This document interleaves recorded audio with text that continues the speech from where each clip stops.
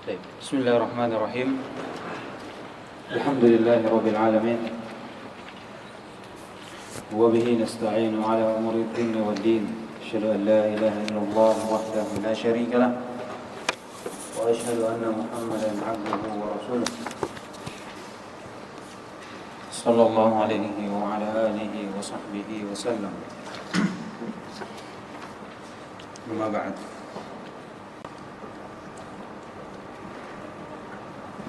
طيب.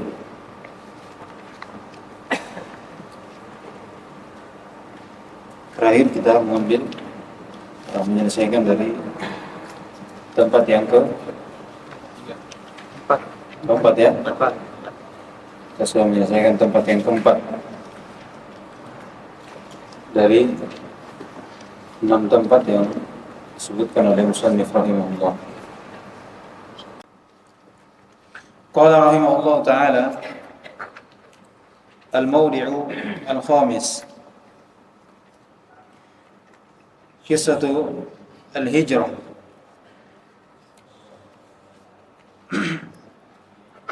Di tempat yang kelima ini membahas tentang kisah dari hijrahnya Nabi sallallahu alaihi wasallam bersama para sahabatnya.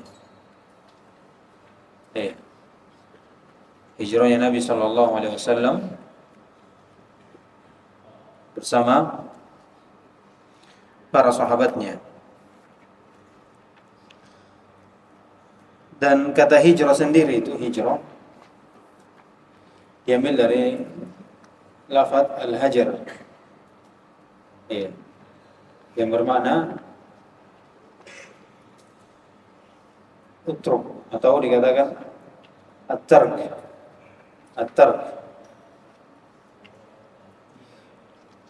Bermakna at-tark. Qala, sebagaimana Allah firman, warrujza fahjur. Dari mana ini orang?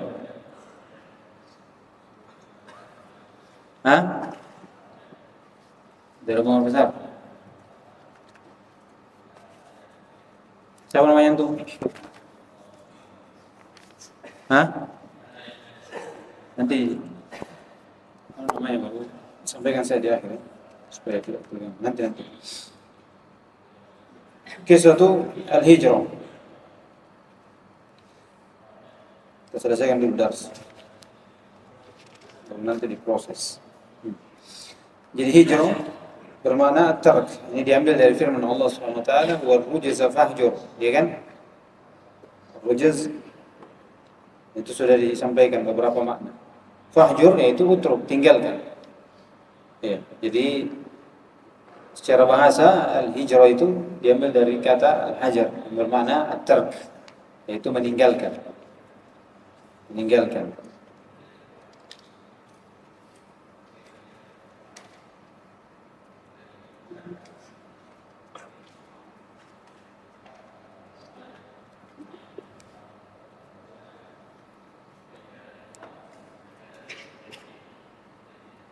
Adapun secara syariat,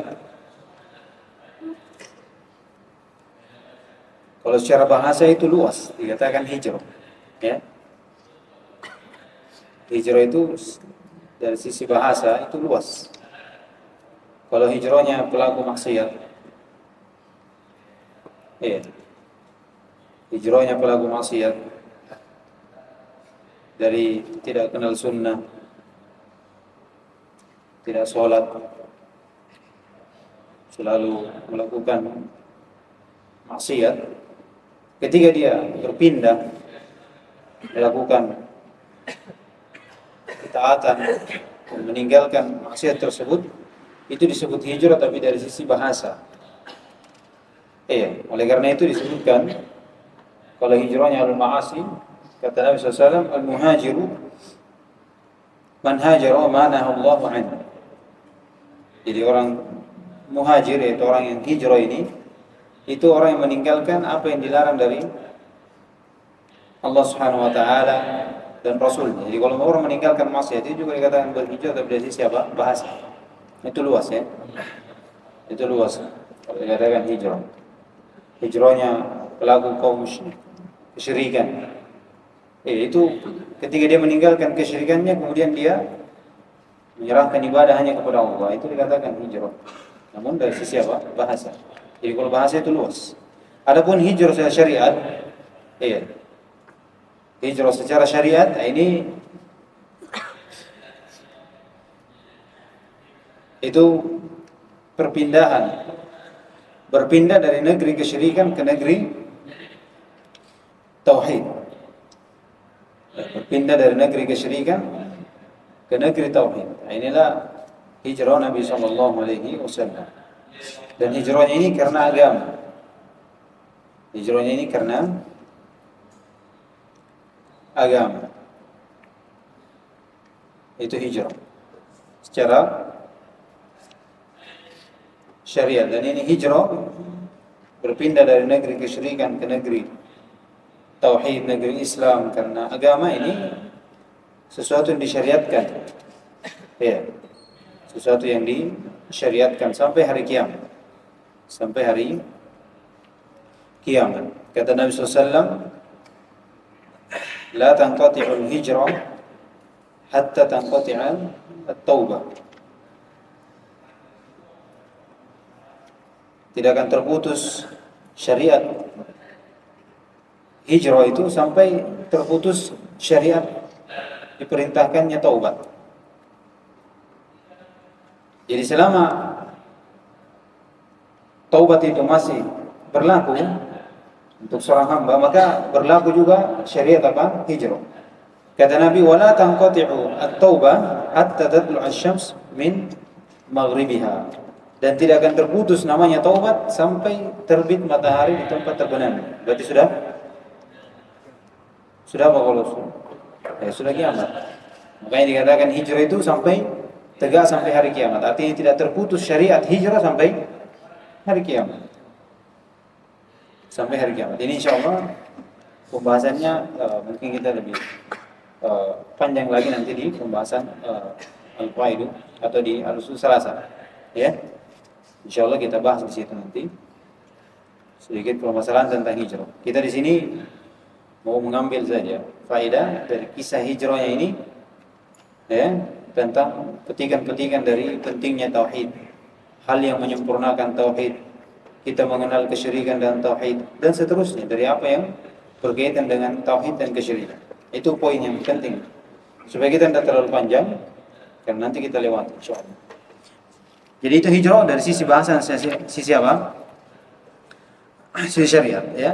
Dan hijrah ini adalah hal yang wajib dengan beberapa syarat. Itu nanti insyaallah, ya. Qala rahimahullah taala, kisah hijrah Nabi SAW.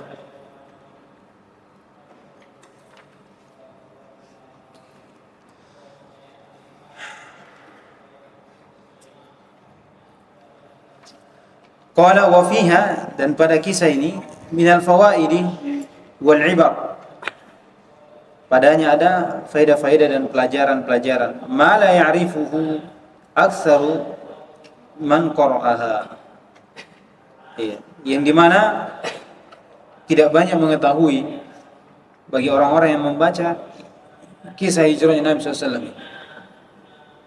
Jadi banyak faedah yang terdapat pada kisah ini yang berkaitan tentang tauhid, yang banyak orang membacanya tapi tidak tahu. Dia tidak mengetahui faedah-faedah seperti ini. Jadi ini orang yang ihtimam dengan tauhid, selalu ingin memperbaiki tauhidnya, menyempurnakan tauhidnya. Sebagaimana saya sampaikan sebelumnya, itu di setiap keadaan saja, apapun, dari hadis, dari Al-Quran, dari kisah, ya, dari kejadian-kejadian apa, itu selalu dia mengambil hal-hal yang bisa menguatkan tauhidnya, yang bagaimana dia bisa mengenal tauhid dan kesyirikan. Itu dia. Ini seorang yang dia mengenal tauhid, ingin menyempurnakan tauhidnya seperti itu. Apapun yang terjadi, dia baca sesuatu, dia baca Al-Quran, dia baca hadis berkaitan dengan bidang-bidang ilmu yang lain, dia selalu memetik tentang faedah-faedah tauhid pada apa yang dia ketahui, apa yang dia baca, apa yang dia pelajari, dan seterusnya. Iya. Dan inilah yang harusnya seorang mukmin lakukan, karena tujuan kita hidup di muka bumi ini apa?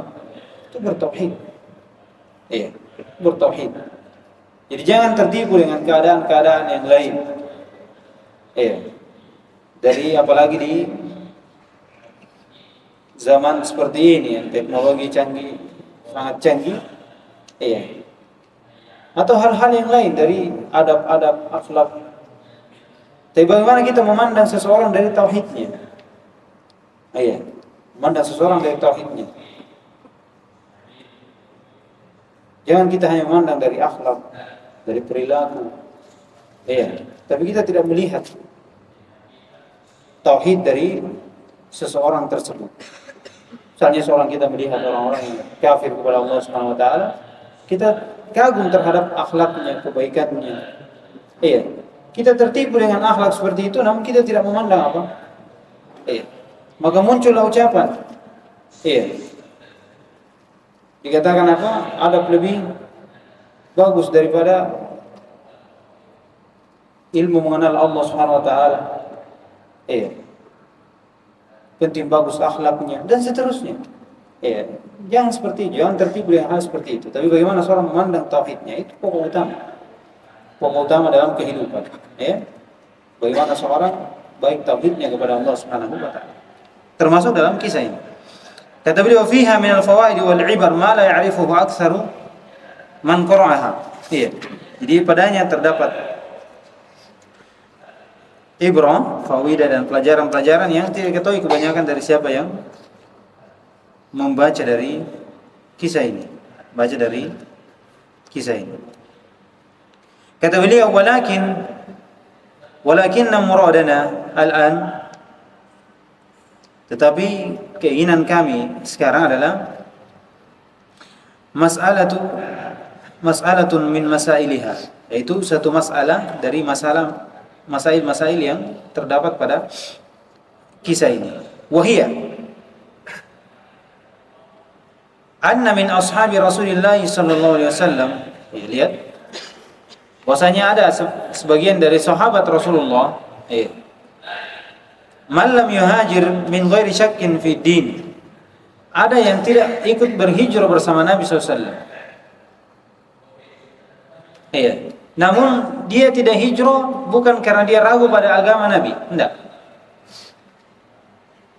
Wa tazyini dinil musyrikin, tidak pula karena dia menganggap baik dari agama kaum musyrikin. Tidak ada keraguan pada agama Islam, tidak pula dia ingin memperindah agama kaum musyrikin atau menganggap ada kebaikan pada agama kaum musyrikin, tidak ada. Walakinna mahabbatan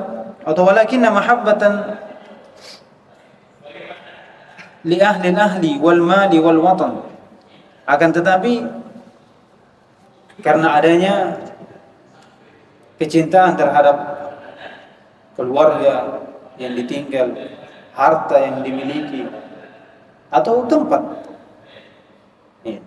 Nabi SAW sangat cinta kepada Mekah. Cinta kepada Mekah. Tetapi dia meninggalkan karena syariat. Perintah Nabi SAW, perintah dari Allah Subhanahu wa taala kepada Nabi untuk berhijrah. Makanya Nabi SAW itu sangat cinta kepada Mekah, tempat kelahirannya. Tempat kelahirannya. Makanya disebutkan seorang penyair, saya lupa syair. Bagaimanapun seorang pergi dari tempatnya, merasakan kehidupan indah di tempatnya, nikmat di tempat yang dia pergi, tetapi tetap jiwanya itu ingin kembali kepada tempat kelahiran. Bagaimanapun suksesnya mereka di luar, tapi perasaan itu ingin kembali kepada negeri kelahiran, walaupun di situ tidak ada apa-apa. Tidak ada apa-apa. Nabi SAW sangat cinta kepada negeri Mekah, makanya selalu dia ingin kembali ke Mekah, tapi diperintah untuk berhijrah. Namun sebagian dari sahabatnya ini tidak ingin berhijrah, tidak berhijrah bersama Nabi SAW karena perkara ini, bukan karena adanya keraguan pada agama Islam. Enggak, bukan juga karena ada bentuk menganggap baik. Iya. Bentuk menghiasi dari agama kaum musyrikin. Tidak. Tapi dia tidak berhijrah karena ada kecintaan terhadap keluarga, kepada harta dan watan. Falamma kharaju ila Badrin, tatkala mereka keluar ke perang Badar. Pada tahun kedua setelah hijrah Nabi SAW. Kharaju ma'al musyrikin, maka mereka pun keluar bersama kaum musyrikin. Karihin, dalam keadaan mereka ini tidak senang. Dipaksa karena dia tinggal bersama kaum musyrikin. Maka dia disuruh untuk keluar, ikut bersama Nabi, ikut bersama mereka untuk berperang bersama Nabi SAW dan para sahabatnya. Faqutilu ba'duhum birrami, maka sebagian dari mereka terbunuh dengan anak panah. Warrami la ya'rifu, dan yang memanah ini dia tidak tahu siapa yang dipanah, apakah sahabatnya atau tidak. Jadi seperti itu, lihat. Kata beliau, falamma sami'a as-sahabatu anna min al-qatla fulanan wa fulanan syaqqa alaihim, maka tatkala sahabat mendengar bahwasanya yang terbunuh ini kemarin di perang Badar itu fulan bin fulan, fulan dan fulan dan fulan, dari sahabat yang tidak ikut berhijrah, maka syaqqa alaihim, maka berat hati mereka mendengar dari kabar ini, karena yang terbunuh dari kaum muslimin, namun mereka ikut bersama kaum musyrikin. Lihat, kata beliau, wa qalu, dan para sahabat berkata, qatalna ikhwanana, kita telah membunuh saudara-saudara kami. Disebut apa? Saudara. Fa anzalallahu ta'ala, maka Allah pun menurunkan ayat.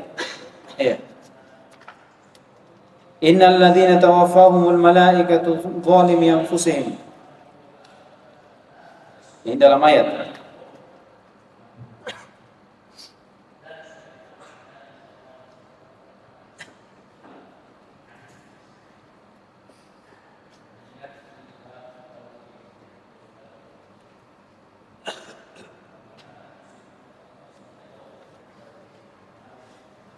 Turun ayat di surah An-Nisa, Innal ladzina tawaffahumul malaikatu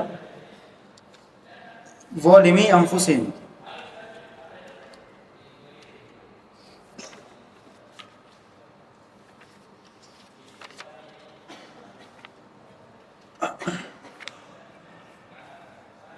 Ila qawlihi wa kana Allahu ghafurar rahima.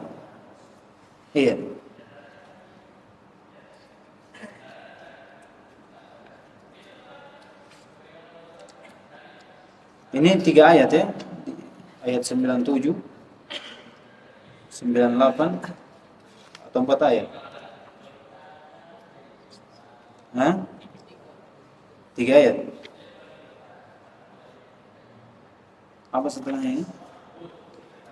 Innal ladzina tawaffahumul malaikatu zalimi anfusihim.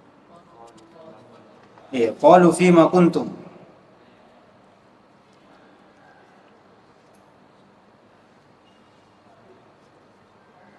Qalu kunna mustad'ifina fil ardh. Jadi tatkala mereka terbunuh, para sahabat yang membunuh, yang mereka tidak tahu yang membunuh adalah saudaranya sendiri, itu mereka ada berat dalam hatinya, sedih. Maka turunlah ayat. Sesungguhnya orang-orang yang diwafatkan oleh malaikat melalui izin Allah Subhanahu wa taala, mereka ini adalah orang-orang yang menzalimi diri mereka sendiri. Kemudian malaikat berkata kepada yang terbunuh ini, qalu fima kuntum, bagaimana keadaan kalian? Bagaimana keadaan kalian? Qalu kunna mustad'ifina fil ardh. Qalu kunna mustad'afina fil ardh. Kami orang-orang yang dilemahkan di bumi, tidak mampu untuk pergi. Merasa bahwasanya tidak ada lagi tempat di luar sana. Tidak ada tempat, tidak ada kehidupan. Karena tidak ada keluarga. Perhatikan, seperti itu. Maka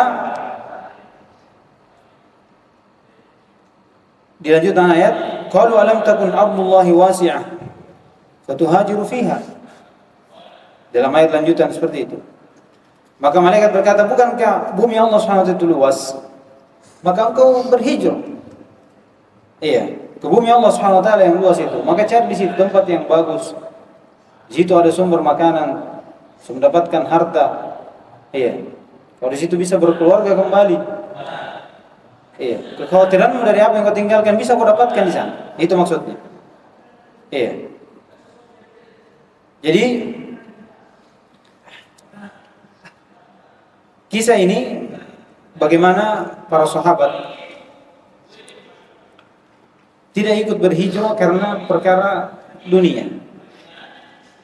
Perkara dunia. Namun mereka terbunuh. Mereka terbunuh oleh sahabat sendiri dalam keadaan sahabat yang membunuh tidak mengetahui karena dia berada di barisan dari kaum musyrikin, ikut bersama kaum musyrikin berperang dalam keadaan dia dipaksa. Iya.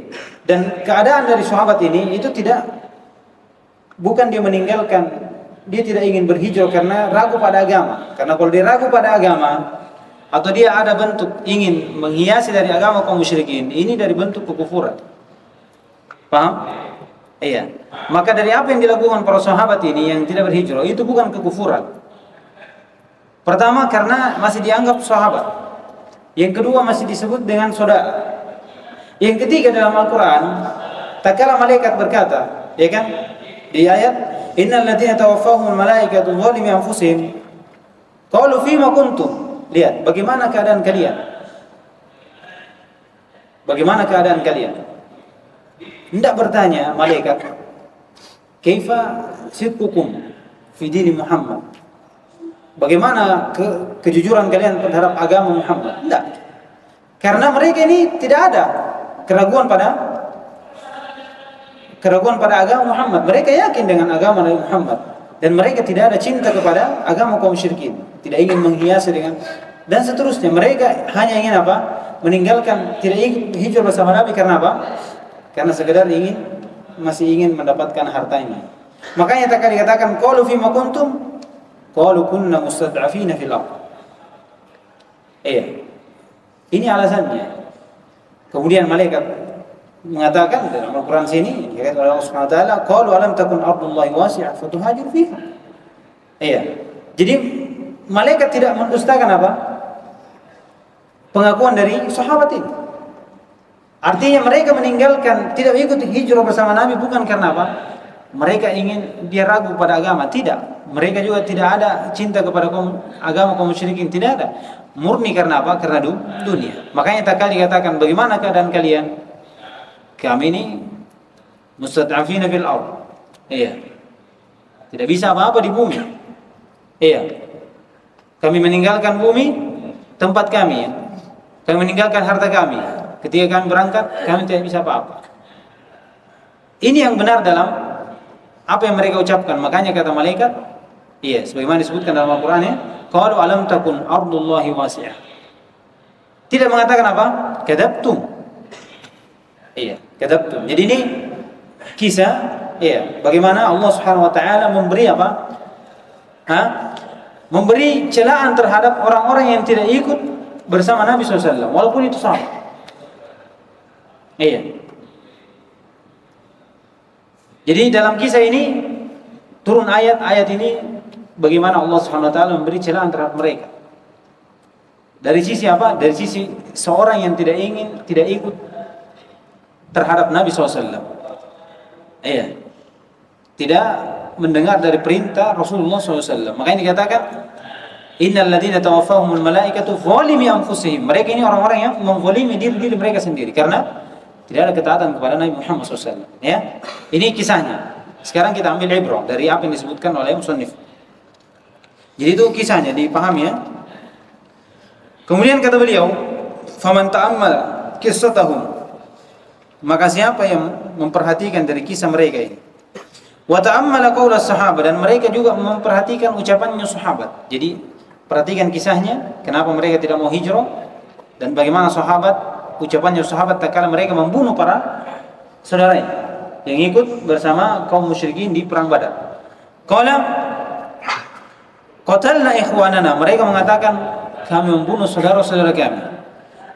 Alima annahu law balagahum anhum, bahwasanya diketahui, ulima ya di situ ya, ulima bagus. Ulima annahu law balagahum, diketahui bahwasanya seandainya sampai kepada mereka, yakni yang memanah ini, anhum, tentang keadaan mereka, kalamun fid dini atau kalamun fi tazini dinil musyrikin, lam yaqulu qatalna ikhwanana.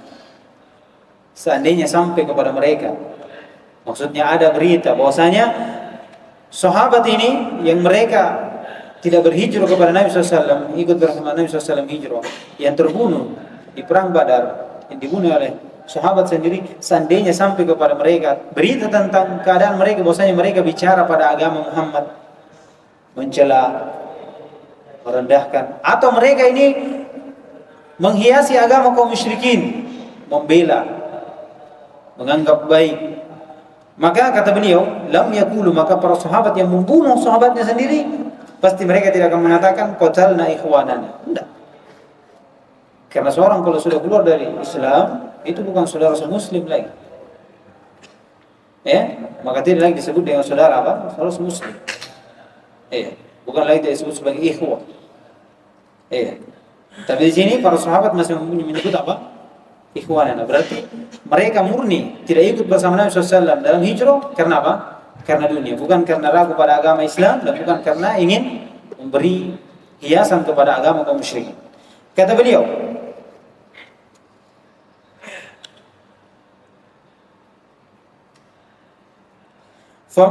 fa inna Allah Ta'ala qad bayyana lahum, dan Allah Subhanahu wa taala juga telah menjelaskan untuk mereka, wa hum bi Makkah qabla al-hijrah,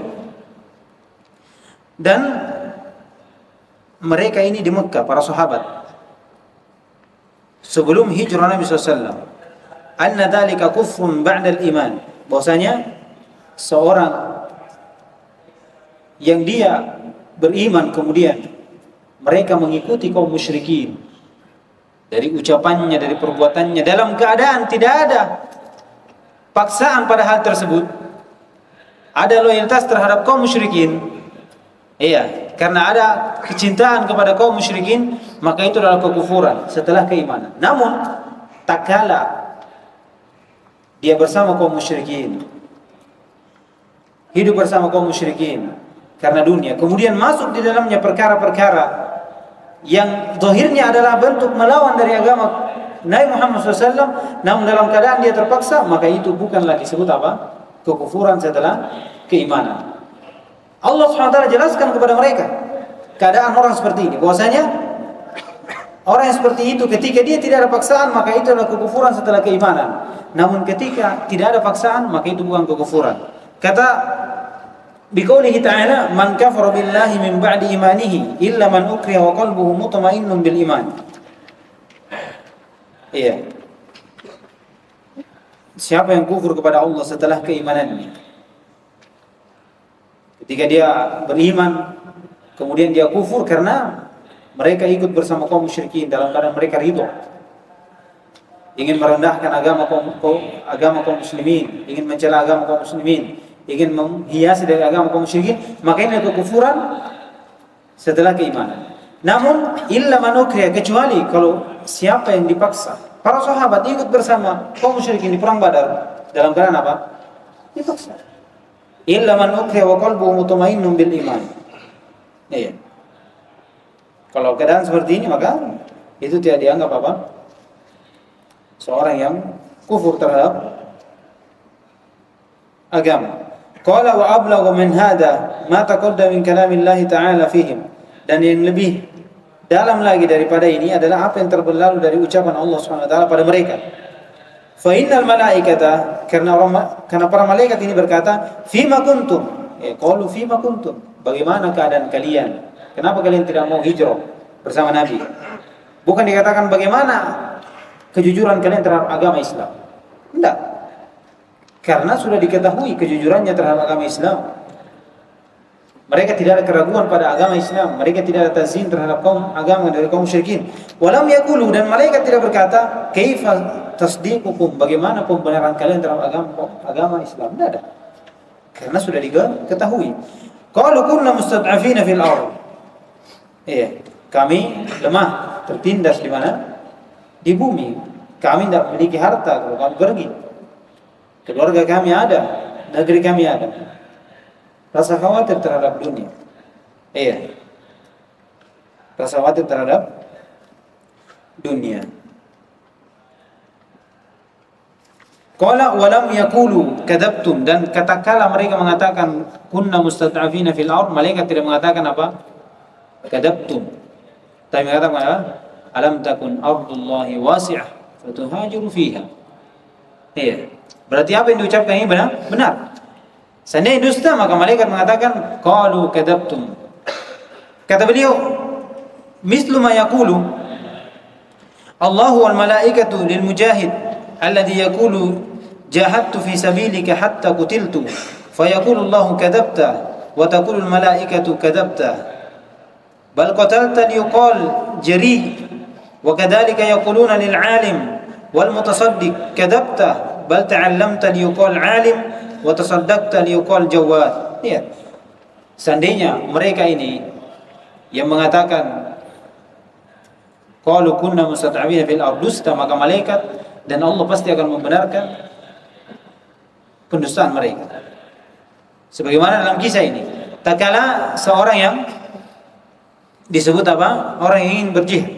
Orang yang berjihad yang Allah Subhanahu wa taala.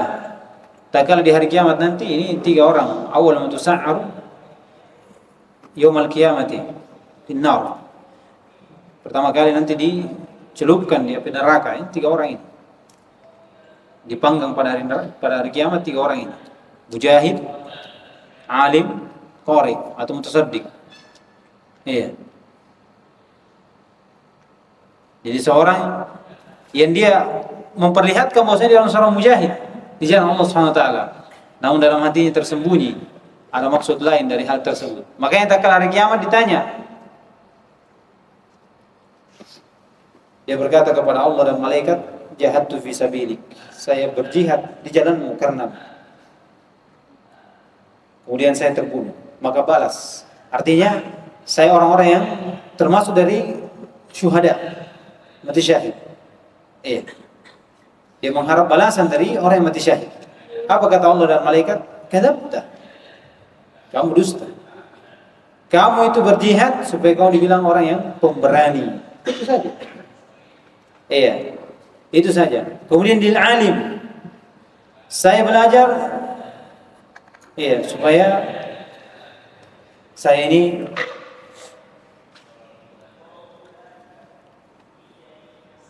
belajar karenamu. Iya. Supaya saya mengenalmu, mengenal agamamu. Kata Allah dan malaikat kata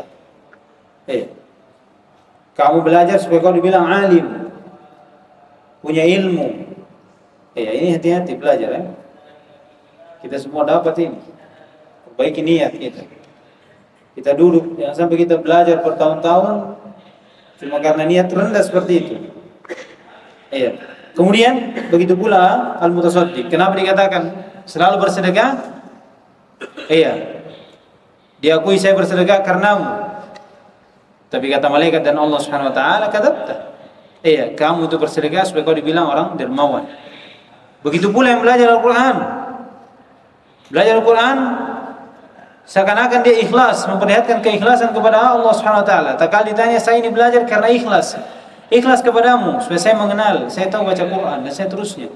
Apa kata Allah? Kadzabta. Kamu itu belajar supaya kau dibilang apa? Kau belajar mengaji supaya kau dibilang qari. Perhatikan. Itu semua tidak ada gunanya nanti ketika di akhirat. Tapi apa yang perlu kita ambil di sini? Seandainya para sahabat ini yang meninggal itu dusta, maka Allah dan malaikatnya pasti akan menukil dengan ucapan seperti ini sama. Jadi menunjukkan mereka ini tidak ada sama sekali keraguan pada agama. Mereka betul-betul apa? Tidak berhijrah karena apa? Tertindas di bumi.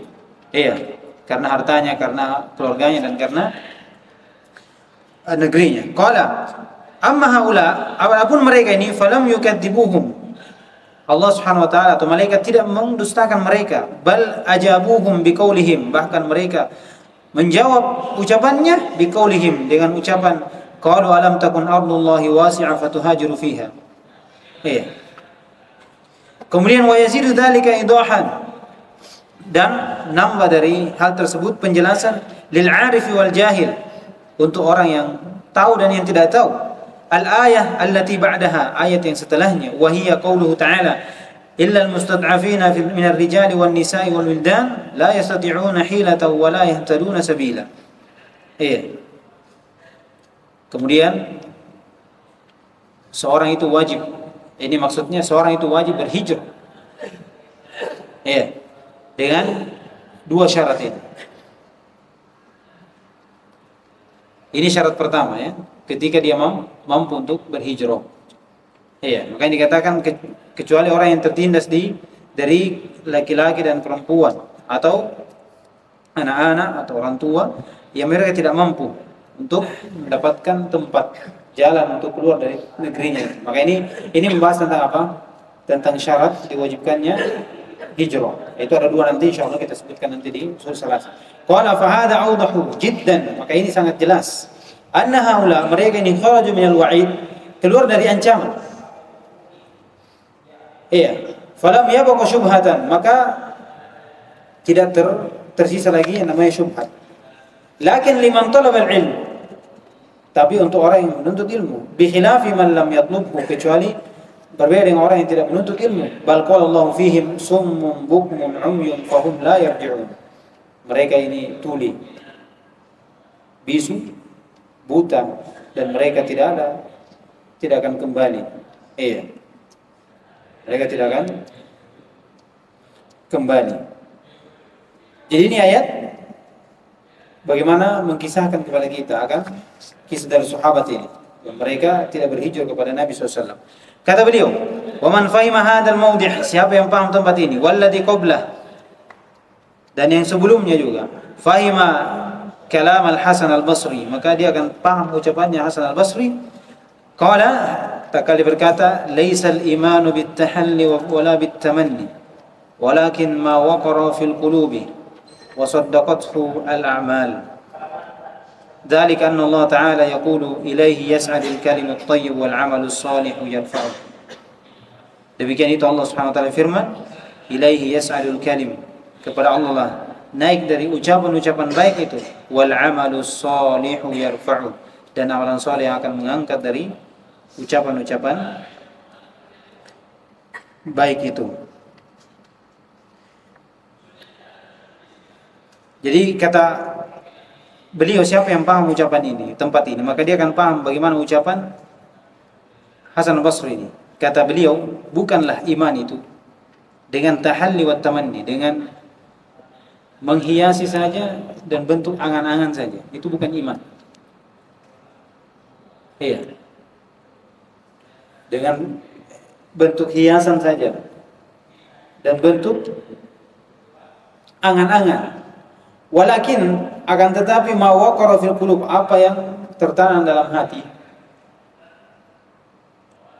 wa saddaqathu, dan dibenarkan oleh amalan-amalan. Amalan-amalan. Iya.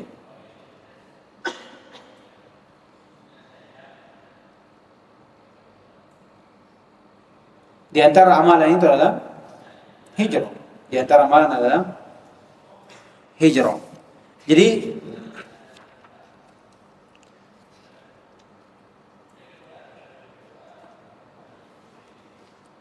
yang perlu kita ambil dari pelajaran ini, bagaimana seorang itu ketika dia bertauhid, maka dia harus selalu mengikuti dari jalan Nabi SAW. Ya. Mereka harus mengikuti dari jalan Nabi SAW. Kemudian dari orang yang bertauhid itu adalah bagaimana seorang tidak bercampur baur dengan kaum musyrikin tanpa ada uzur. Bahkan seorang harus membedakan dengan perbedaan dari negeri kaum musyrikin dengan negeri kaum muslimin. Ya. Ini dari sahabat ini itu disebutkan bahwasanya mereka tidak ikut bersama Nabi Shallallahu Alaihi Wasallam dalam hijrah. Iya. Sedangkan Nabi Shallallahu Alaihi Wasallam berhijrah meninggalkan apa? Untuk meninggalkan kaum musyrikin. Maka seorang disebut sempurna tauhidnya itu dengan mereka mengikuti dari apa yang dilakukan oleh Nabi SAW, apa yang diperintahkan oleh Nabi SAW. Ya. Dan jangan seorang itu mengedepankan kecintaannya terhadap agama atau terhadap harta daripada agama. Ya. Para sahabat ini bersama keislaman mereka, kejujuran mereka pada Islam, ya kan? Mereka jujur pada Islam. Namun mereka tidak berhijrah bersama Nabi SAW. Mereka meninggalkan hijrah bersama Nabi SAW dengan uzur apa? Dengan uzur yang sebenarnya bukan uzur. Karena mereka meninggalkan hijrah karena apa? Karena dunia. Maka terjadilah dari ancaman ini dari Allah Subhanahu wa taala, dari malaikat. Maka yang dikatakan innal ladzina tawaffahum malaikatu zalimi anfusihim. Jadi dari sini menunjukkan bahwasanya seorang muslim itu tidak boleh bermudah-mudahan dalam hal tersebut. Terlebih jika mereka ini hidup bersama kaum musyrikin. Terlebih tatkala mereka ini hidup bersama apa? Kaum musyrikin. Dan seorang juga yang namanya orang bertauhid, yang ingin tauhidnya sempurna, dia harus mengedepankan kecintaan kepada Allah Subhanahu wa taala daripada harta. Seorang yang mengedepankan kecintaan terhadap hartanya, keluarganya, dan seterusnya daripada kecintaan kepada Allah, itu diberi ancaman oleh Allah Subhanahu wa taala. Diberi wa'id. Diberi ancaman oleh Allah Subhanahu wa taala.